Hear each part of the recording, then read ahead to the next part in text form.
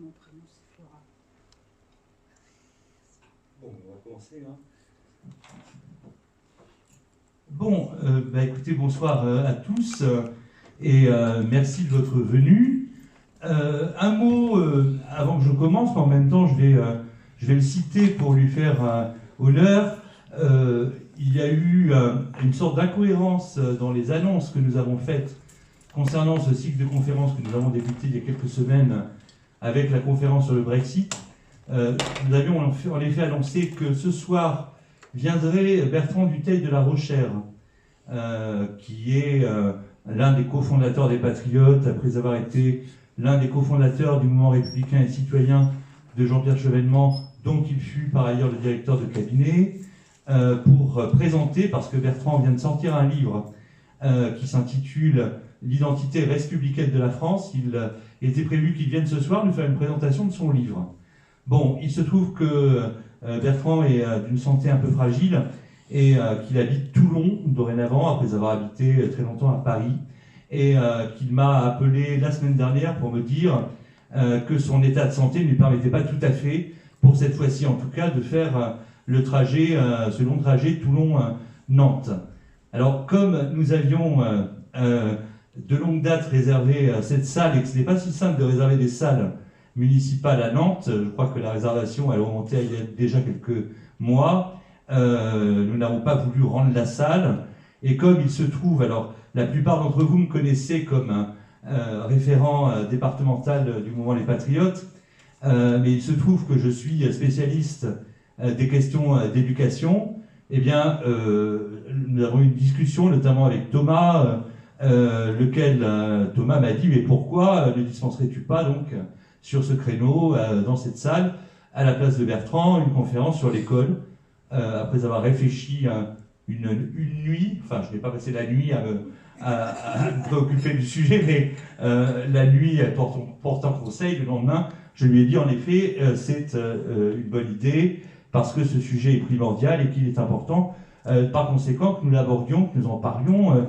de temps à autre. Alors, je disais que j'allais citer Bertrand Dutheil de la Rochère, que je sais très intéressé par cette question primordiale qui est celle de l'école. Bertrand aime à répéter que l'école est un service organique de la République. Voilà la formule qu'il utilise extrêmement souvent. Et je vais faire de cette formule mon entrée en matière. En effet, l'école n'est pas un simple service public. Ce n'est pas simplement un dispositif d'intérêt général. L'école, c'est ce qui structure, ce qui nourrit, ce qui assure la permanence et les progrès de la République, c'est-à-dire de la France, parce que c'est à l'école, bien évidemment, que l'on doit ou que l'on devrait, tel est le principe. Alors évidemment, je vais passer un moment à décrire les dysfonctionnements multiples que connaît notre système scolaire aujourd'hui, mais si l'on s'en tient au principe, par principe, l'école, ça devrait être, au nombre sans doute de l'une de ses principales missions, une fabrique des citoyens. Ça ne l'est pas malheureusement, je vais y revenir, mais c'est en ceci effectivement que, pour nous en tenir à nouveau au principe, oui, l'école, elle n'est pas qu'un simple service public, elle est beaucoup plus. Elle est véritablement un service organique de la République. Enfin, elle doit l'être et elle doit, bien sûr, le redevenir. Maintenant, je voudrais, si vous le permettez, puisque je disais que vous me connaissiez comme référent départemental et pas nécessairement comme spécialiste des questions d'éducation, je voudrais, si vous le permettez, dire quelques mots, me présenter, en tout cas, sous cet angle-là. Je suis, beaucoup d'entre vous le savent, sinon vous le savez tous, de profession professeur de philosophie dans un lycée public, je précise, à La Roche-sur-Yon, en Vendée.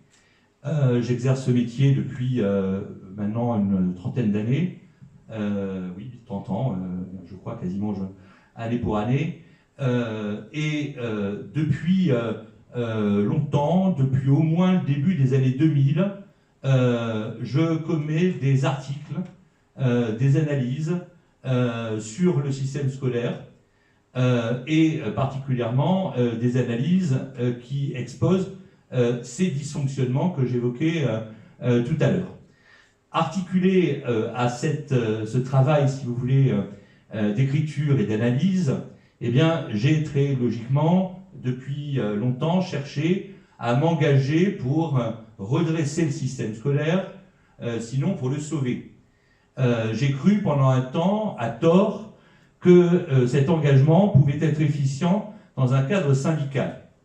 Pendant une petite dizaine d'années, j'ai appartenu à un syndicat de l'éducation nationale, dans lequel je me trouvais à peu près bien, même si c'est parce que c'est un syndicat apolitique et qui, lui, l'est véritablement, contrairement à la plupart des autres syndicats de l'éducation nationale qui sont très marqués politiquement. Et puis parce que c'est un syndicat qui est très, enfin en tout cas qui à l'époque, parce qu'il a évolué pas dans le bon sens malheureusement pour lui, qui à l'époque était très soucieux de la sauvegarde des principes républicains. Mais je me suis vite rendu compte que l'engagement syndical n'était pas un cadre propice ou approprié pour pouvoir se donner une chance de changer effectivement la situation. Du coup, j'en suis venu, pardonnez-moi. Du coup, je cherche ma bouteille d'eau. Du coup, j'en suis venu à la conviction, au début des années 2010, de ce que cet engagement devait prendre une forme politique. Et décidément,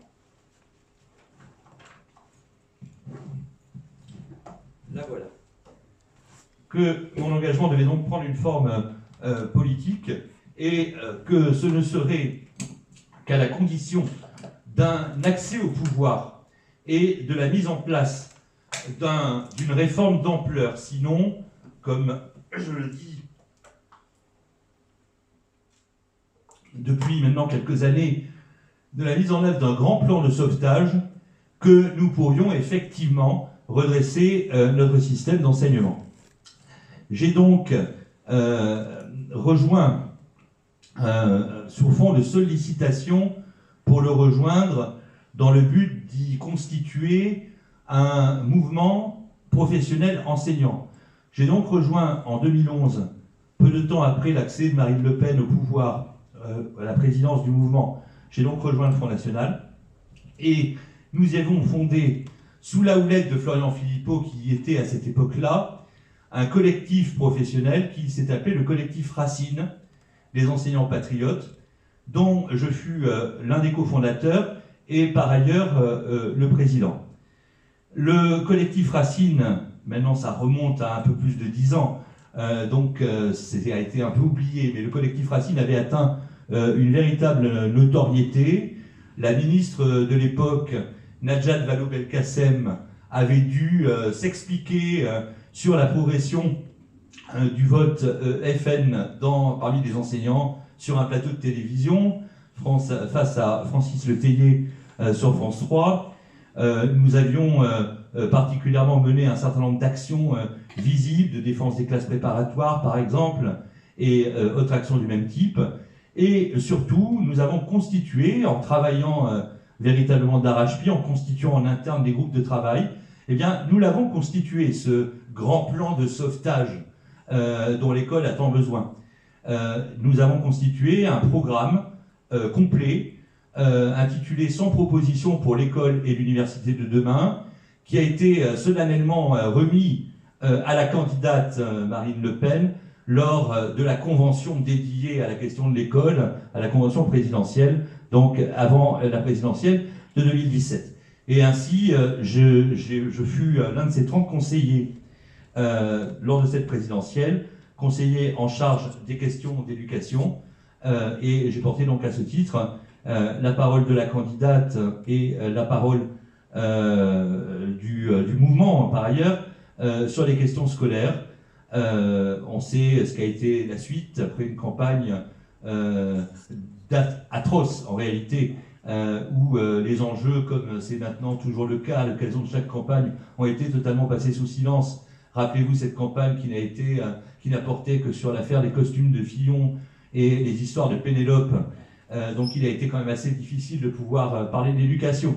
Ça s'est présenté un peu par accident, mais ça a été quand même assez invisibilisé de même que les choses, tout sujet présentant des enjeux, par ces effets de brouillage.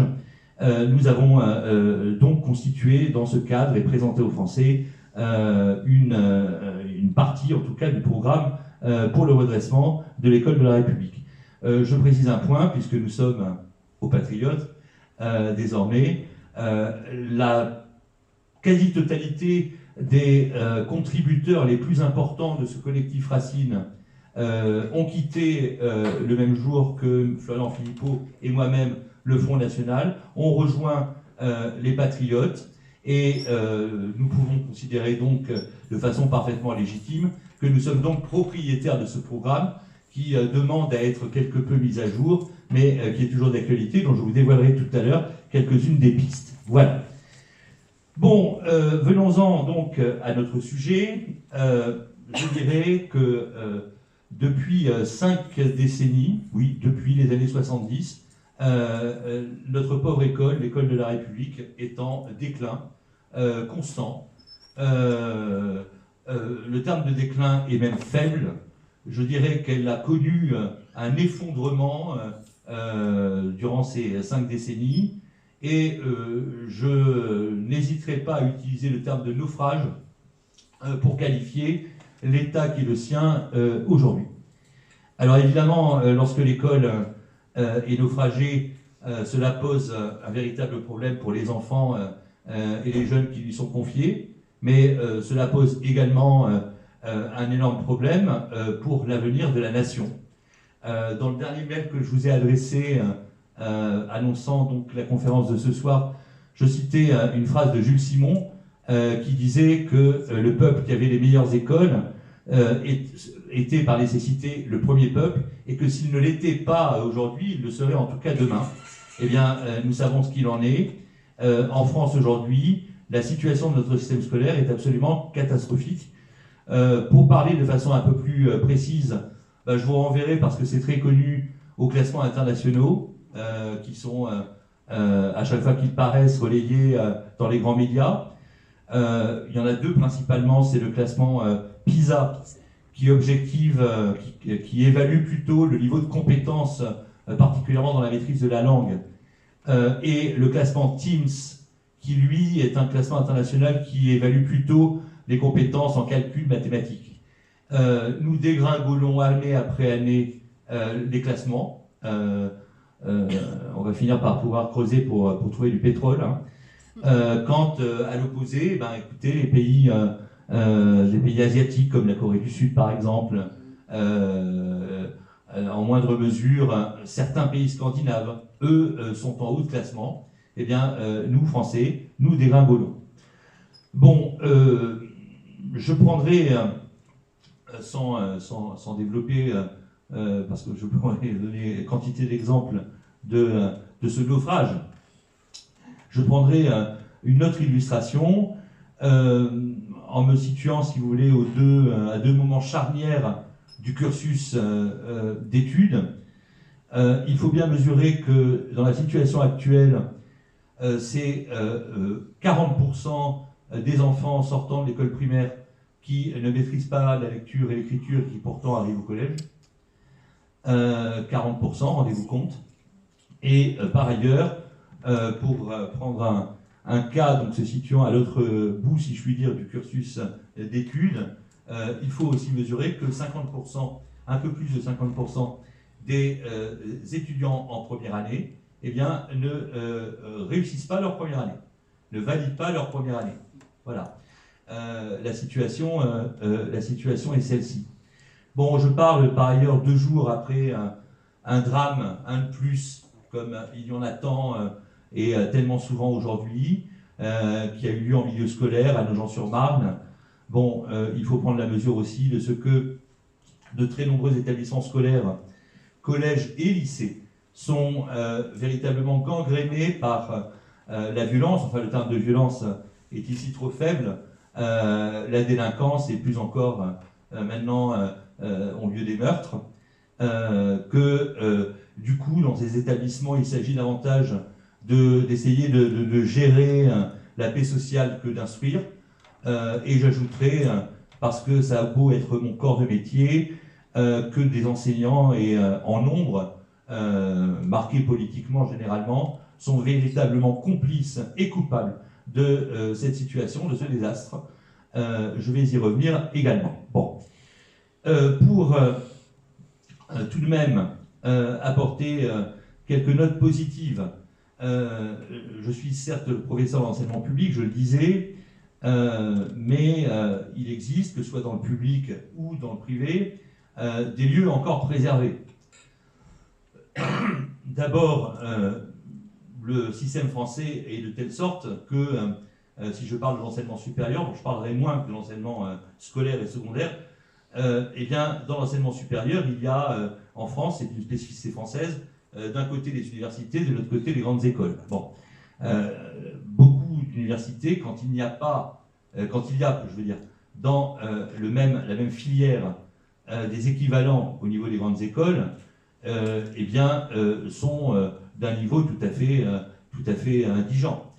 Ce qu'il faut avoir le courage de dire, et l'honnêteté de reconnaître, c'est que dans beaucoup d'universités de province, particulièrement en lettres et sciences humaines, qui se trouvent là, ce sont des enfants qui sont issus des classes populaires ou des classes moyennes. Les enfants qui, eux, sont issus de milieux privilégiés, ils feront une grande école et ils n'iront pas à l'université.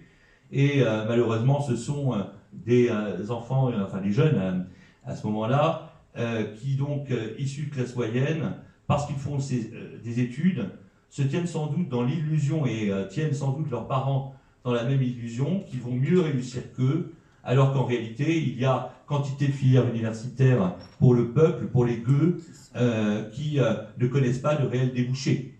Hein, je reviens à ma personne 2 instants, j'ai enseigné 4 ans à l'université, j'ai fini par démissionner, même si c'était tout à fait lucratif, parce que je ne parvenais plus à me regarder dans une glace, parce que je participais de cette imposture qui était de faire croire à mes étudiants qu'ils allaient qu'ils s'étaient promis à une grande carrière dans le commerce international, alors que ce n'est certainement pas en suivant des études dans ce cursus universitaire qu'ils allaient faire du commerce international. Pour faire du commerce international, il faut faire HEC ou l'ESSEC. Vous voyez, l'hypocrisie et l'imposture.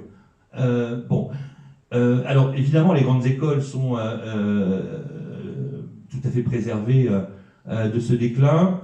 Les classes préparatoires aux grandes écoles sont, elles aussi, préservées du déclin. Alors, peut-être qu'il faudrait y regarder de plus près.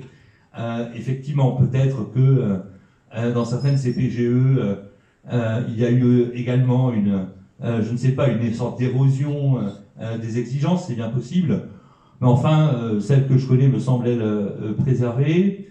D'ailleurs, je considère que, à bien des égards, les voies de sauvetage du système scolaire doivent s'inspirer de l'excellence méritocratique des classes préparatoires aux grandes écoles.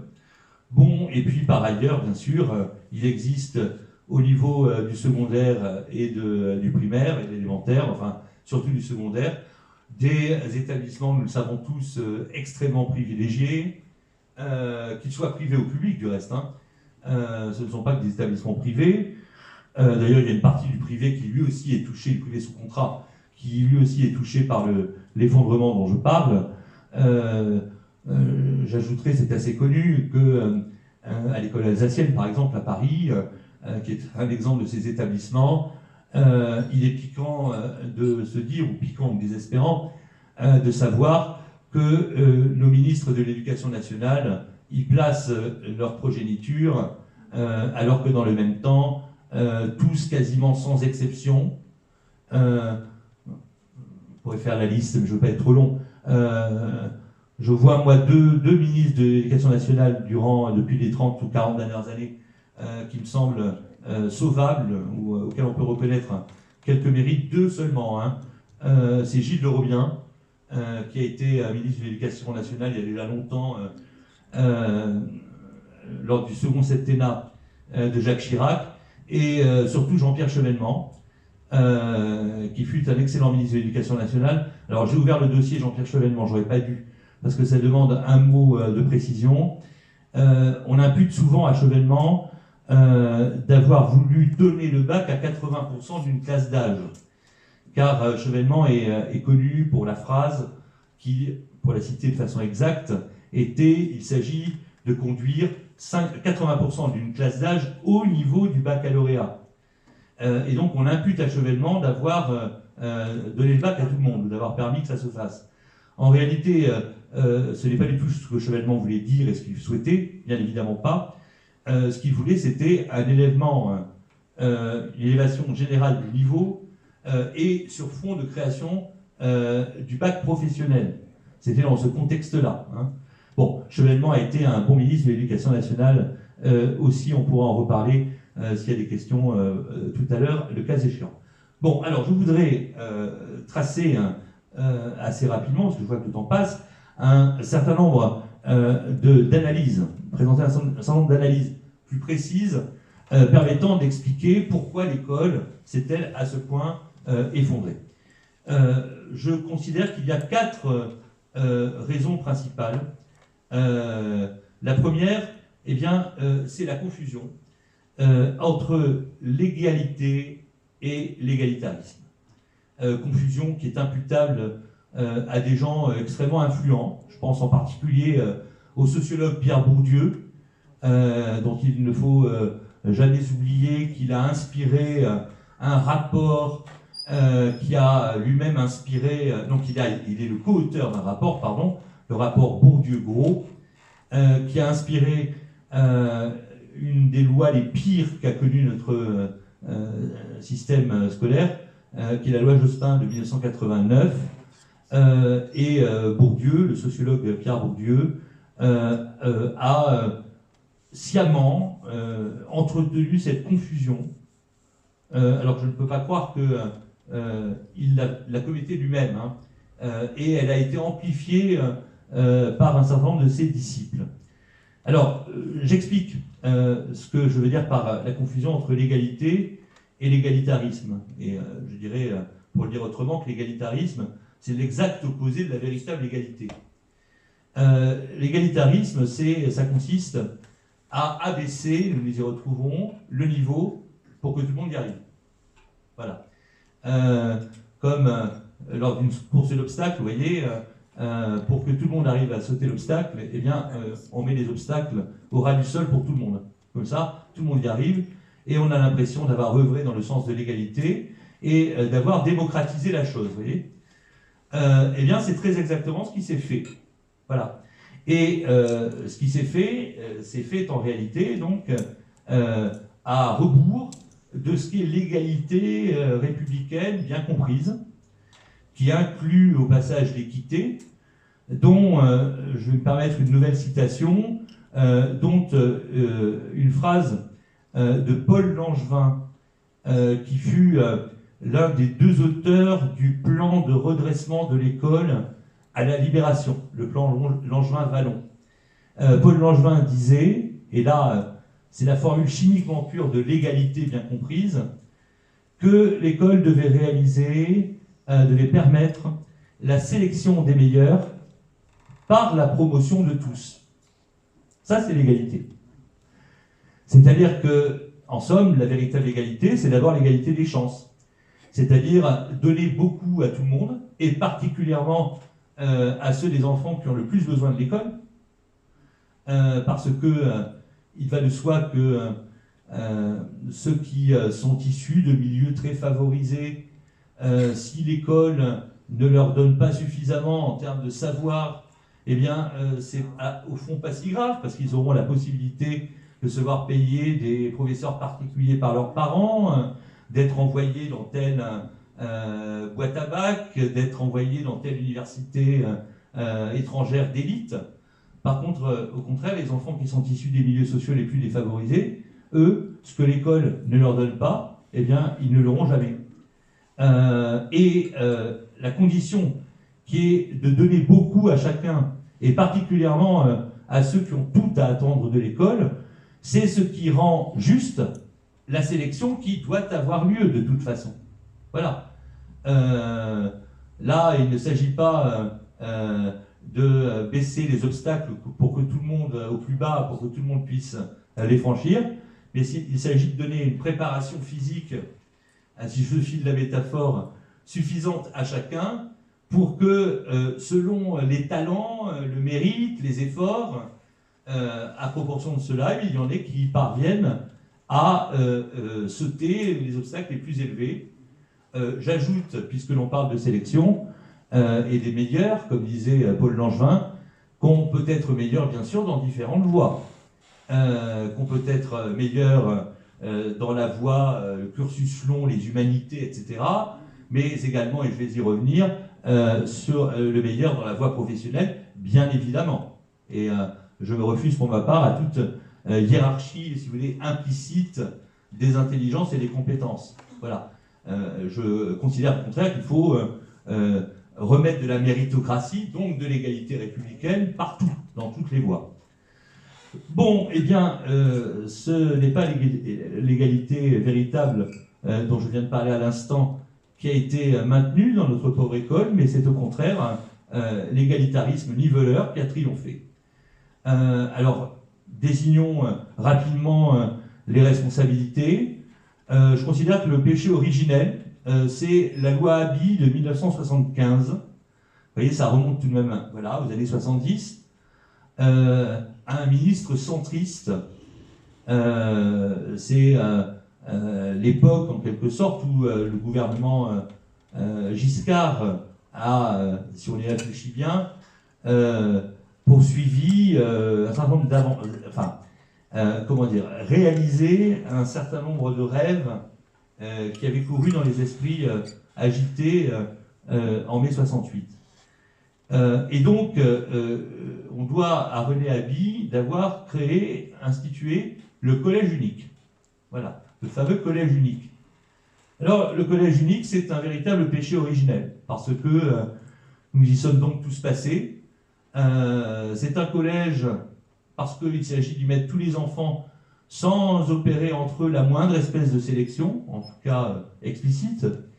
C'est un collège où, en définitive, pour le dire rapidement, eh bien, les moins bons, les moins disposés à recevoir les enseignements qu'on leur dispense, eh bien, sont perdus et acculés à l'échec scolaire, quand ceux qui seraient les plus disposés à s'élever au plus haut, eh bien, eux n'y parviennent pas, parce qu'il s'agit que le collège soit niveleur, soit unique, qu'il n'opère pas de sélection. Encore une fois, on retrouve un exemple parfaitement clair de ce que c'est que l'égalitarisme, et on mesure évidemment en quoi il est contraire à l'égalité. Bon, et puis l'égalitarisme a trouvé un vecteur parfaitement efficient dans ce qu'on a appelé par ailleurs le pédagogisme. Alors le pédagogisme, c'est une idéologie qui s'affirme et qui va faire des ravages majeurs un peu plus tard, dans les années 80-90, qui est l'idéologie de l'élève au centre. Je reviens, là, je l'ai cité tout à l'heure, sur la loi Jospin de 1989. La loi Jospin de 1989 osait écrire dans une de ses annexes: il s'agit de placer l'élève au centre du système comme référent de la culture commune. Alors, il faut mesurer ce que ça veut dire. Ça veut dire que si on place l'élève au centre du système, alors ça peut paraître gentil, après tout on enseigne pour les élèves, certes, mais comme référent de la culture commune, ça veut dire que la culture que ne possède pas a priori l'élève, il ne s'agit plus de lui apporter. Voilà. Et cela a donné des choses multiples. Alors, en vrac et rapidement, on s'est mis par exemple à prétendre enseigner dans tel établissement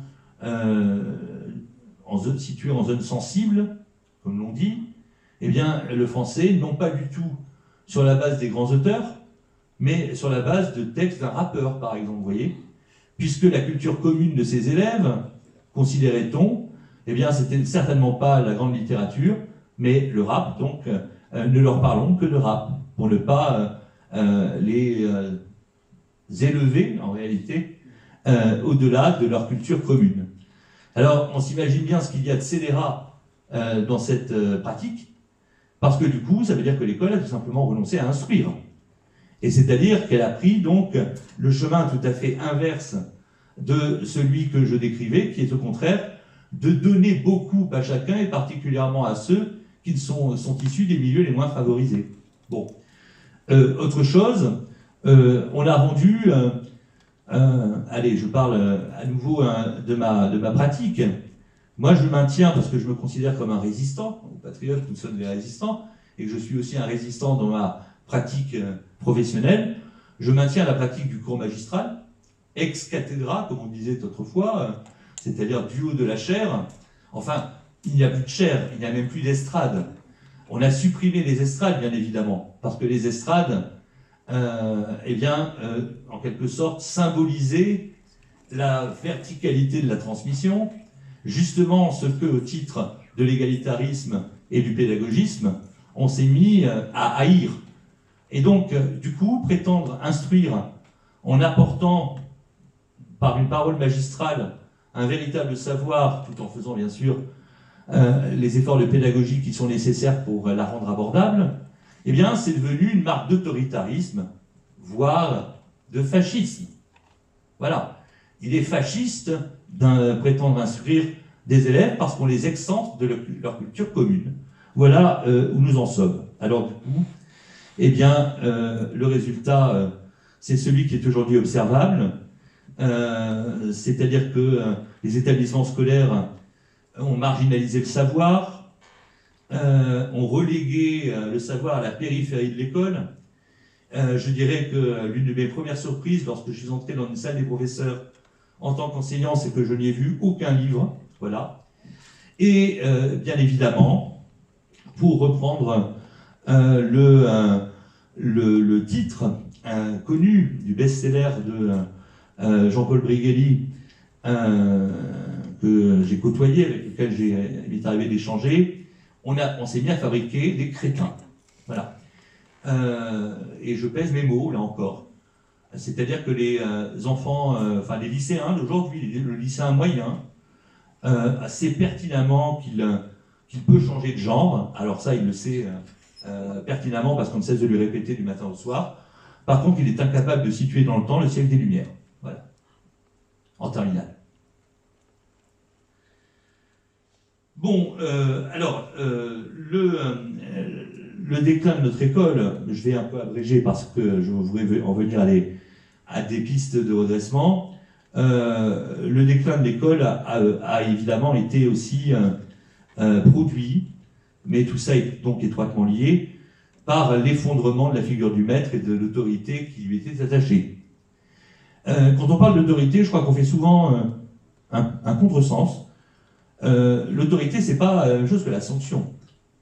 L'autorité, c'est ce qui va de soi, je dirais. C'est-à-dire que l'autorité du maître, déjà, elle est fondée sur le fait qu'il ait des compétences, qu'il ait un véritable savoir, qu'il soit capable, pour un littéraire comme moi, de citer beaucoup de livres, de faire des références précises, de conduire un raisonnement. Et donc, l'autorité, c'est ce qui inspire naturellement le respect, je dirais.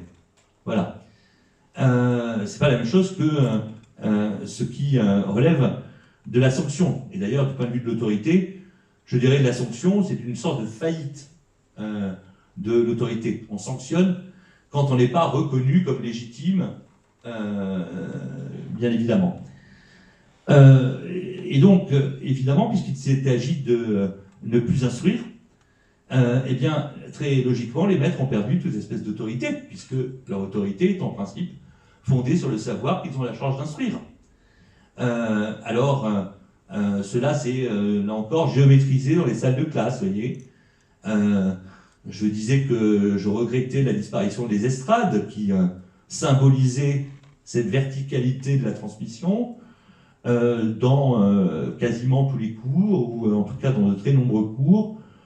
On s'est mis à faire des travaux de groupe, à mettre les tables en carré ou en U, quand on restait dans la salle, quand on reste dans la salle. Parce qu'il y a eu aussi en parallèle une inflation des sorties scolaires de tout type. Voilà. Je suis fier de ma carrière de n'avoir projeté dans mes cours aucun film et de n'avoir organisé aucune sortie scolaire. Donc, quand le maître n'instruit plus, quand le maître n'a plus de légitimité fondée sur ses compétences, sur le savoir qu'il détient, il est bien évident qu'on ne peut plus lui reconnaître aucune espèce d'autorité.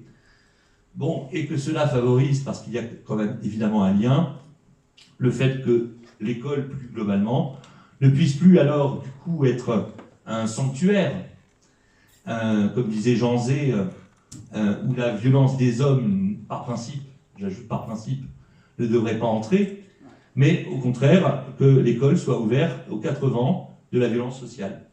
Voilà la situation que nous connaissons aujourd'hui. Bon, j'ajouterai qu'on a dans le même temps renoncé à faire de l'école ce qu'elle est donc par principe, c'était mon point de départ, un lieu où on forme, où on fabrique même le futur citoyen. L'un des drames, c'est que l'instruction civique n'existe plus, n'existe quasiment plus.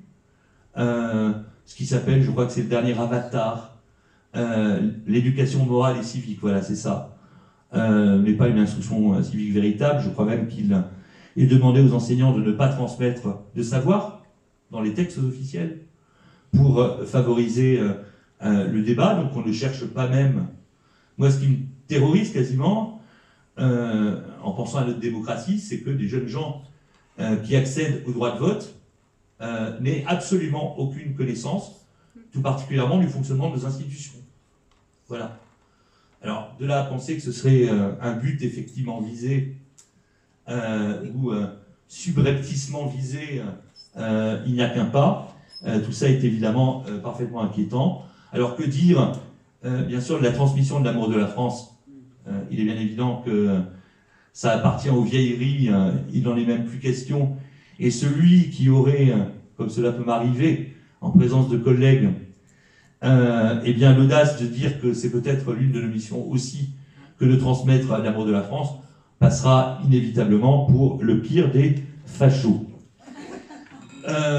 Et quatrième chose, eh bien, il faut le dire rapidement aussi, et là on retrouve une influence de l'Union européenne, parce que même si en termes de compétences de l'Union européenne, l'éducation n'est pas ni une compétence exclusive, c'est qu'il y a un étagement du niveau de compétences. Donc par exemple le commerce est une compétence exclusive de l'Union européenne, ça veut dire qu'en matière de commerce, tout pouvoir revient en réalité à l'Union européenne, et que nous n'avons plus à subir, que nous allons le vérifier notamment avec l'accord Mercosur. Il y a par ailleurs des compétences partagées, et il y a en troisième lieu des compétences d'appui. Alors ça veut dire que, comme leur nom l'indique, lorsque un domaine est une compétence d'appui de l'Union européenne, eh bien le pays, l'État membre, a une relative souveraineté dans la conduite de sa politique, mais l'Union européenne est quand même là parce qu'elle peut orienter, notamment par des rapports, notamment par des protocoles. Alors, il se trouve que nos politiques scolaires, et c'est assez peu dit, j'avais fait une conférence entière là-dessus un 1er mai, il y a quelques années, sur une péniche, c'était un événement national organisé par les Patriotes. Il y a tout de même, en 2000 à Lisbonne, des directives, enfin, c'est pas des directives, des orientations, disons, que l'Union européenne va tracer et qui vont inspirer en réalité les politiques éducatives dans tous les pays de l'Union, particulièrement de viser, pour l'essentiel, l'employabilité des élèves qui y sont confiés à l'école. Le but primordial, c'est l'employabilité. Alors vous me direz, légitime. L'école doit former, doit préparer les jeunes à avoir un métier, bien évidemment. Et on en sera tous d'accord. Mais c'est l'employabilité à bas coût. Voilà. C'est-à-dire qu'il s'agit, en définitive, de former une jeunesse qui soit justement peu instruite pour qu'elle puisse se composer dans un avenir proche, lorsqu'elle entre dans la vie active, de travailleurs parfaitement serviles, parfaitement dociles, d'autant plus dociles qu'ils n'ont pas le recul, évidemment, de l'analyse et la culture suffisante. Ça a été très présent comme idée dans les années 2000-2010, mais c'est toujours, évidemment, des orientations que l'Union européenne fixe au système scolaire des différents États membres. La stratégie de Lisbonne de l'an 2000 est relayée par la stratégie Europe 2020, et tout ça est affirmé et réaffirmé. Voilà. Bref, il s'agit de vider l'enseignement de sa substance humaniste, pour le dire d'une formule, et de viser la véritable promotion sociale, qui doit pourtant être une mission sacrée de l'école. J'en viens à présent à vous présenter les voies principales de refondation, le terme est faible là encore, de sauvetage de notre système scolaire. Je dirais qu'il va falloir, je me projette, comme je le faisais en 2017, quand on est acteur d'une campagne présidentielle, on ne doute pas qu'on va gagner, parce que sinon, évidemment, on est moins impliqué, on est moins engagé.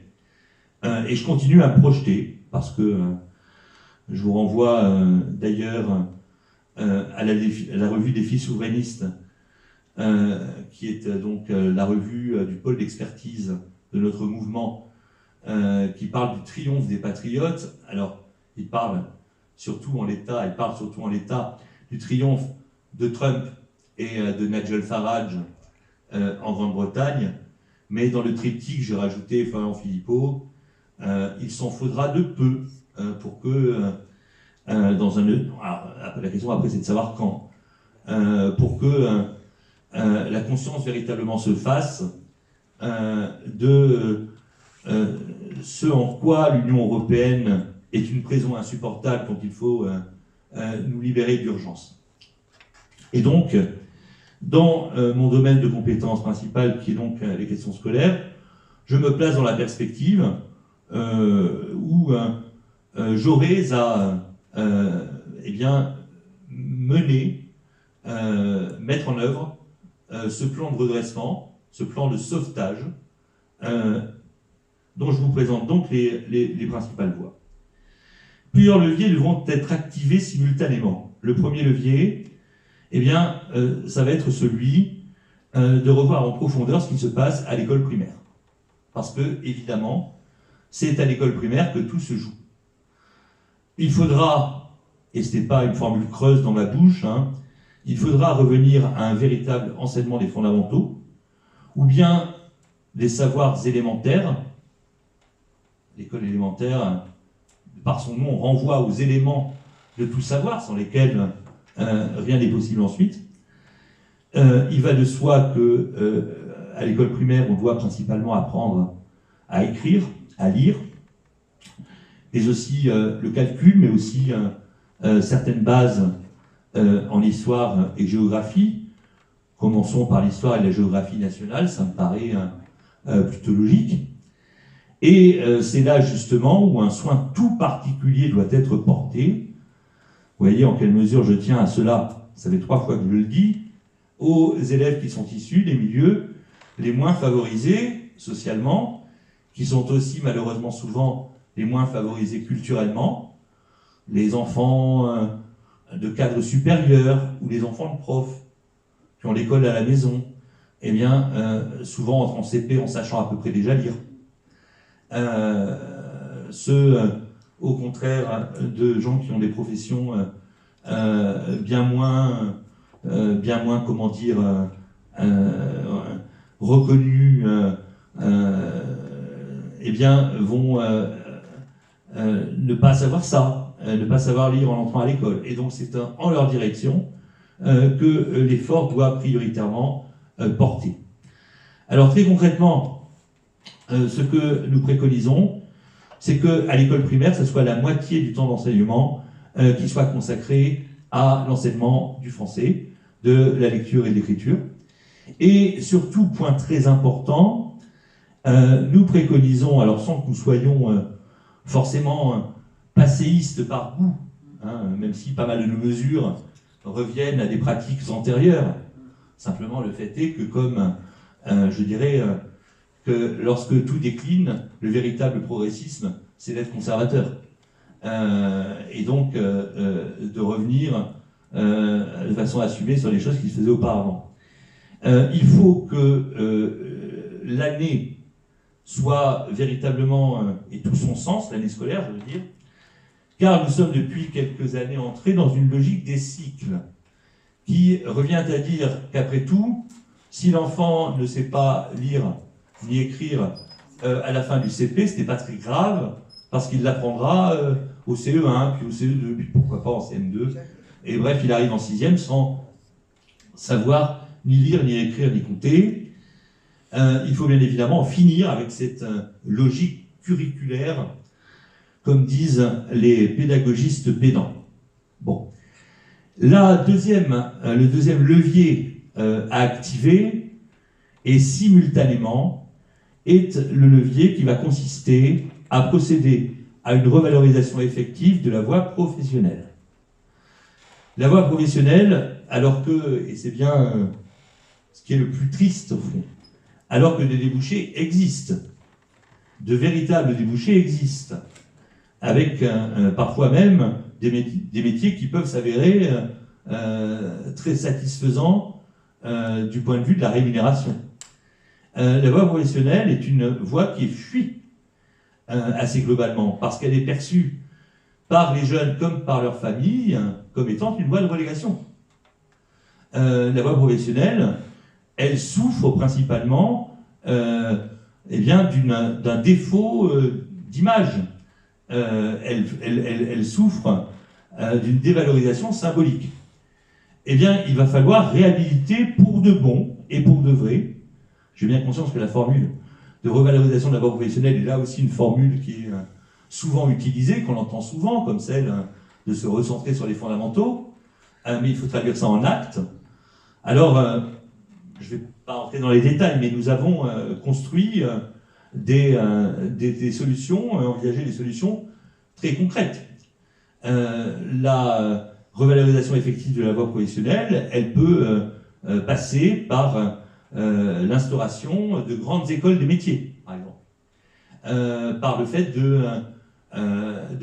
placer des classes préparatoires aux grandes écoles, à ces grandes écoles des métiers, qui seraient situées dans les établissements prestigieux des grandes villes. Vous voyez, ça peut être cela. Il faut aussi, bien sûr, et c'est lié, bien sûr, permettre, redonner de l'excellence à l'apprentissage. Il faut que l'apprentissage soit vécu, alors il l'est dans un certain nombre de cas, hein, chez jeunes et enfants même, qui ont une sorte de vocation très très précoce. Mais souvent c'est très mal vécu, parce que ce n'est pas une solution qui est gagnante, alors qu'elle devrait l'être à la fois pour le jeune et pour le patron, pour l'employeur. On a beaucoup à apprendre concernant l'apprentissage de ce qui se fait en Suisse, notamment. Et donc, ce deuxième levier, qui est la revalorisation de la voie professionnelle, s'articule à un troisième, qui est la fin du collège unique. Le collège doit être le lieu où s'opère déjà une orientation précoce, me dira-t-on, selon les compétences et les appétences des enfants, bien entendu en prenant soin de n'enfermer personne dans une voie qu'il pourrait regretter d'avoir choisie, ou pour laquelle il pourrait regretter d'avoir opté, C'est pourquoi je parlerai moi d'un collège de la préorientation qui doit intervenir, ça paraît raisonnable, cette préorientation, à 14 ans échus. Et donc, le cas échéant, dans un nombre de cas qui pourraient être importants, quand je parle avec des professeurs de collège, ils me disent, et ceux d'entre nous qui sont parents s'en avisent aussi, ils me disent que l'on voit au collège, dès le collège, si l'enfant qu'on a en face est plutôt disposé aux pratiques, à faire un métier manuel ou à faire un métier intellectuel, que cela se voit très précocement. Il faut donc que la possibilité de l'apprentissage soit ouverte dès l'âge de 14 ans échu, et donc il faut mettre fin au collège unique. Je dirais par ailleurs que l'école, c'est au fond, j'en ai parlé plusieurs fois, les deux finalités qui sont les siennes. La première finalité, c'est d'instruire pour permettre la promotion sociale, et la seconde, eh bien, c'est d'apprendre à penser de façon libre et éclérée, pour exercer de façon libre et éclairée tout autant sa citoyenneté. Ce sont les deux finalités que l'on peut reconnaître à notre école. Ce qui permet de trouver le bonheur, ou en tout cas qui y contribue, que de pouvoir penser de façon libre et éclairée et d'avoir un certain niveau de culture. Ça me semble pouvoir contribuer à l'accès au bonheur. Bon, eh bien, l'école doit être un instrument d'unité nationale, un creuset civique. Elle doit assimiler, je dis bien assimiler, un terme qu'on n'entend plus, au mieux entend-on intégrer, assimiler, c'est plus fort, elle doit assimiler chaque enfant et chaque jeune à la seule communauté qui vaille, qui est la communauté nationale. Quand je dis chaque enfant et chaque jeune, cela veut dire tout autant, bien entendu, les jeunes qui ont des origines qui ne plongent pas leurs racines, je dirais, dans 13 générations de Français, et les jeunes issus de l'immigration. Ce qu'elle faisait très bien à l'école, autrefois. Je cite souvent des parcours, il y en a une multitude en réalité, on a eu il y a déjà assez longtemps deux présidents de l'Assemblée nationale, Raymond Forny et Claude Bartolone, qui étaient tous les deux, qui avaient eu le même parcours en termes d'origine, qui étaient tous les deux issus de la première génération de l'immigration italienne. Bon. J'ai une forme d'exemple aussi. Bon. Le problème, c'est qu'elle n'y parvient plus. Alors, il y a des raisons exogènes, bien évidemment. On en aura tous que assimiler, ça devient compliqué quand on dépasse un certain seuil démographique. C'est bien évident. Mais donc ça, c'est pas la compétence de la politique scolaire, bien entendu. Mais vous savez tous qu'aux patriotes, on entend contrôler l'immigration, ce qui n'est possible que sous la condition, bien entendu, de retrouver notre souveraineté. Mais l'école doit véritablement, comme elle l'a fait dans son histoire, être un vecteur d'assimilation, voilà, d'assimilation.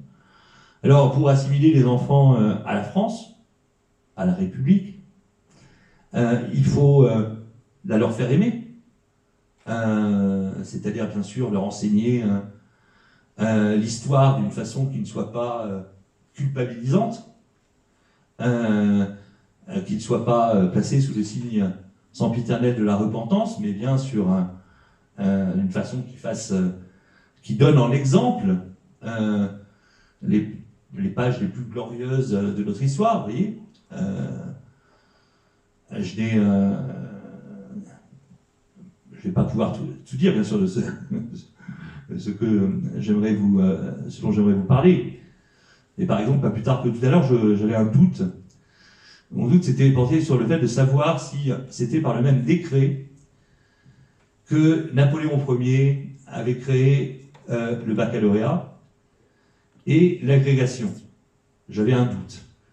Et j'ai vérifié tout à l'heure dans le train, c'est le décret du 17 mars 1808, création du bac et de l'agrégation, donc c'est le même décret qui crée les deux, ce qui est assez cohérent puisque on crée le bac, les lycées apparaissent évidemment aussi à ce moment-là, il faut recruter bien entendu les professeurs qui enseignent dans ces lycées.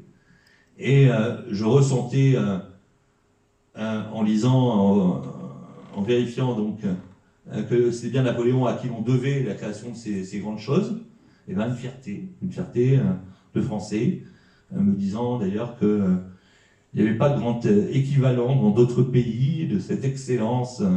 Voilà. Et donc, enseignons enfin et pour de bon l'amour de la France à nos élèves, à nos enfants. Et vous voyez à quel point ce sujet va me conduire. Il va falloir, pour parvenir à activer ces différents leviers, eh bien, deux conditions. Une première condition, c'est de recentrer administrativement l'école, parce que ce que le ministre veut n'est pas toujours suivi des faits. Au niveau de l'administration centrale, ça peut bloquer. Les recteurs, qui sont les hauts fonctionnaires qui exercent les pouvoirs déconcentrés du ministre, au niveau de la région, une académie c'est une région, ne suivent pas toujours les directives. Et que dire des enseignants? Je donne un exemple récent. Gabriel Attal, à propos duquel d'ailleurs j'ai, bien que je ne sois pas suspect, vous vous en doutez, de proximité avec le pouvoir macroniste, à propos duquel j'ai quand même reconnu qu'il avait été un plutôt bon ministre, alors il restait très peu, de l'éducation nationale. Je vous invite, si ça vous intéresse, à regarder les mesures contenues dans son choc des savoirs. Notamment, il préconise, allez, je dis du bien d'Attal, bon allez, allons-y, il préconise, il a voulu qu'on mette en application des groupes de niveau au collège. Ce qui est une mesure qui va de soi. Je disais tout à l'heure que 40% des enfants qui entrent au collège ne savent ni lire ni écrire correctement. Quel sens ça a, et c'est ce que fait le collège unique, que de prétendre enseigner la même chose dans des mêmes classes à 40% d'enfants qui ne savent pas lire ni écrire correctement et à ceux qui savent écrire et lire correctement. Est-ce que le bon sens, ce n'est pas au contraire de faire des groupes, un groupe de ceux qui ne maîtrisent pas encore la lecture et l'écriture, pour tâcher de leur enseigner le plus rapidement possible, pour qu'ils puissent ensuite... Bon. Donc, Gabriel Attal avait en cela mis en place, préconisé une mesure de bon sens. Gabriel Attal, c'est aussi celui qui, devant le fait que nos établissements scolaires sont de plus en plus des cibles de l'islamisme radical, qui avait édicté une circulaire dans laquelle il interdisait aux élèves, au titre de la laïcité, le port de l'abaya. Bon. Pour ne pas être du milieu, peut-être, vous ne le savez pas, mais ces recommandations de Gabriel Attal n'ont pas été appliquées au niveau local, au niveau des établissements. Les proviseurs disent parfois je ne suis pas là pour faire la police du vêtement. Et, donc on en est là. Ça veut dire que... Bon, il y a d'autres exemples plus anciens. J'ai parlé tout à l'heure du recentrage nécessaire sur les fondamentaux à l'école primaire. Ce recentrage, il appellera d'enseigner les fondamentaux, mais selon des méthodes éprouvées. Il faudrait parler ici particulièrement des méthodes d'enseignement de l'écriture, enfin de la lecture principalement, et de l'écriture par conséquent, la méthode syllabique, est une méthode qui, de bon sens, qui a fait ses preuves, sauf dans le cas, il est vrai, d'enfants au profil très particulier. Mais, figurez-vous, effet de 68, on a enseigné dans la plupart des écoles élémentaires longtemps à lire selon d'autres méthodes, souvent totalement aberrantes, les fameuses méthodes globales ou mixtes et mixtes. Un ministre, celui que j'évoquais très rapidement tout à l'heure, Gilles de Robien, en arrivant rue de Grenelle au ministère, avait dit qu'il faut revenir à la méthode syllabique dans tous les établissements, dans toutes les écoles de France. Cela n'a absolument pas été suivi des faits, tout simplement, parce que les maîtres font ce qu'ils veulent, et puis au-dessus, leurs inspecteurs sont assez en phase avec tout ce qui a fait le déclin du système, et quand un ministre a de bonnes directives, ben, c'est pas suivi des faits. Alors du coup, eh bien, il faudra, et je pourrais évoquer ce long après-midi de 2016, où j'avais discuté de la faisabilité de la chose avec un haut fonctionnaire haut fonctionnaire du ministère de l'Éducation nationale, qui était un soutien de la candidate que nous soutenions alors, qui connaissait donc par cœur le fonctionnement du ministère de l'Éducation nationale.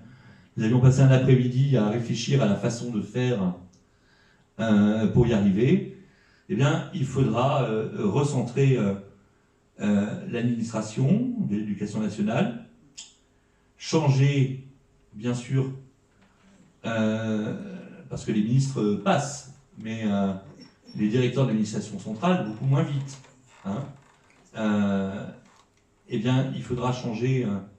C'est pour ça que le réalisme commande au niveau d'un parti politique qui aspire à accéder au pouvoir, eh bien, de former des gens qui puissent assurer une relève.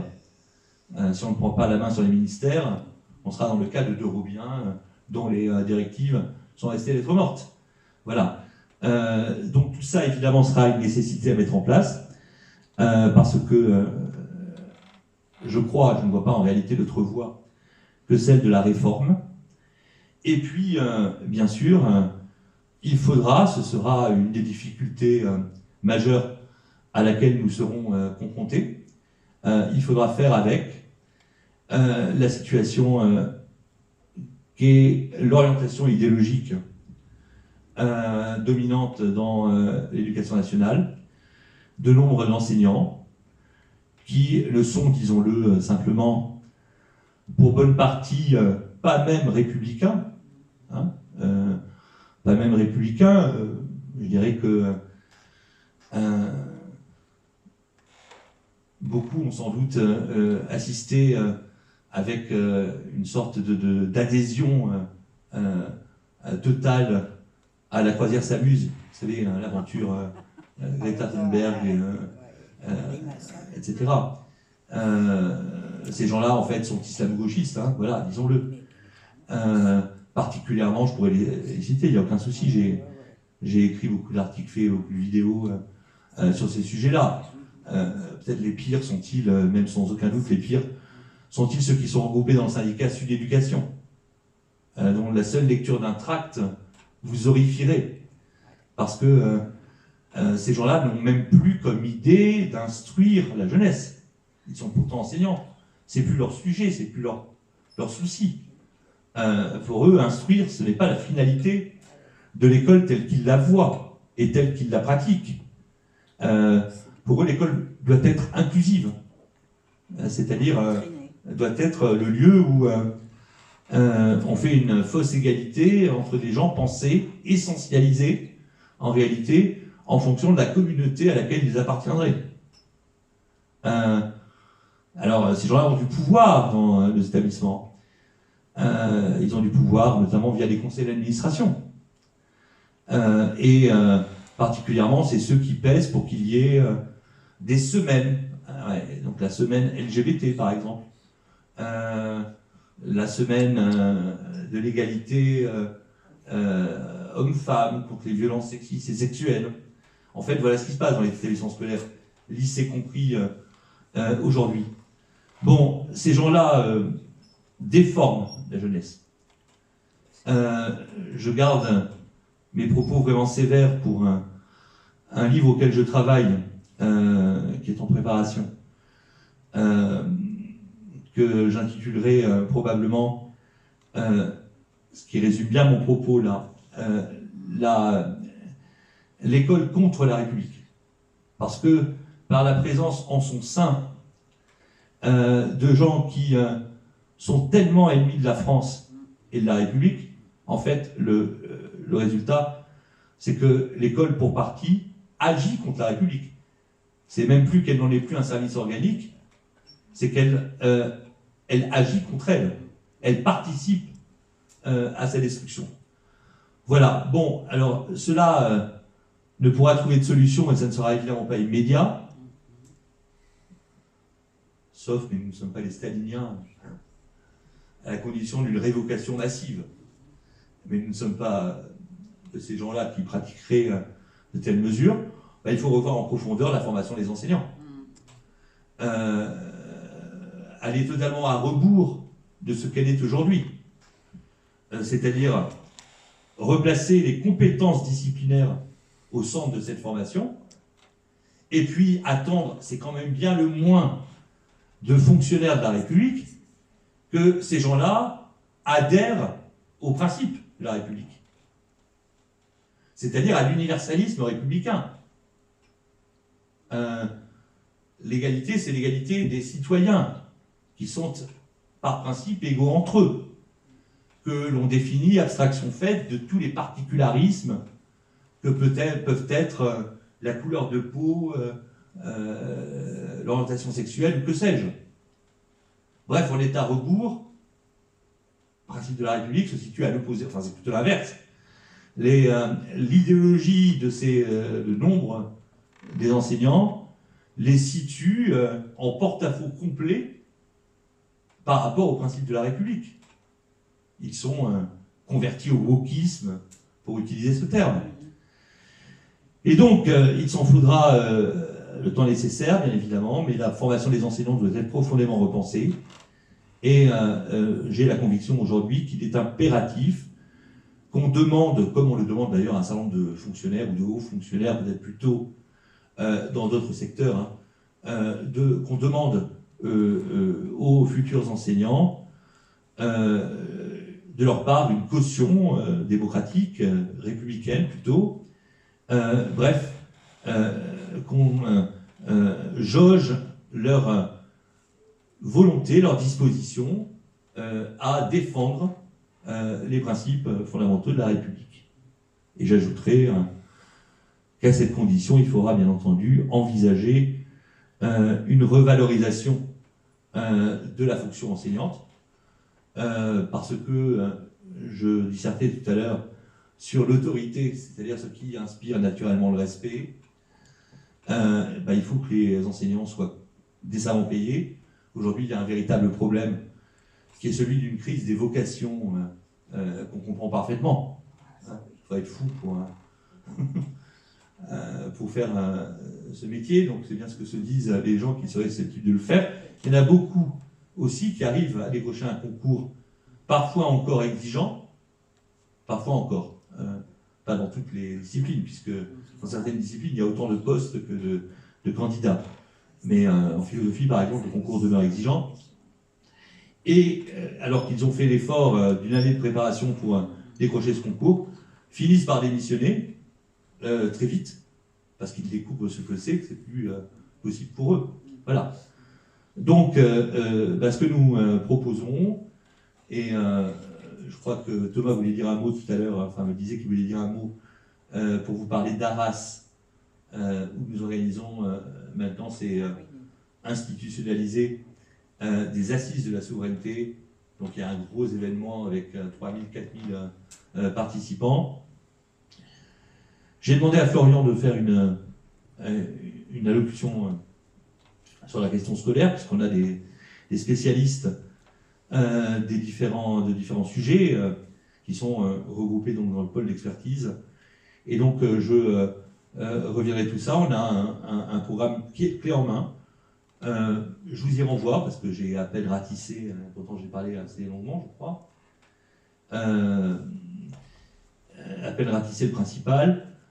Si cela vous intéresse, allez voir sur le site du pôle d'expertise des Patriotes, dont l'adresse est, elle est simple à se rappeler, est souverainisme.fr, www.souverainisme.fr. Vous retrouverez les fameuses, enfin je les évoquais tout à l'heure, 100 propositions pour l'école et l'université de demain. D'ailleurs, il m'intéresserait d'avoir des retours, puisque nous sommes très soucieux, vous le savez par ailleurs aux Patriotes, d'être dans un fonctionnement interne qui est celui de la démocratie directe, ce pourquoi vous êtes souvent sollicités pour répondre à des enquêtes, etc. Il m'intéresserait d'avoir vos retours, d'autant plus que c'est un texte qui n'a pas été changé depuis 2017, qui demandera à être actualisé pour des futures échéances.